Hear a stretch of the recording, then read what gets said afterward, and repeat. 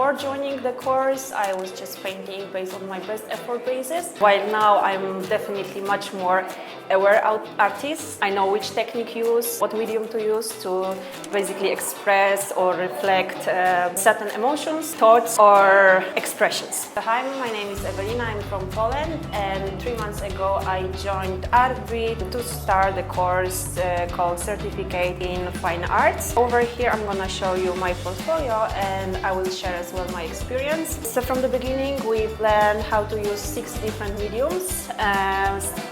This is, for example, the grid one, graphite. Moving forward there will be also watercolor, acrylic.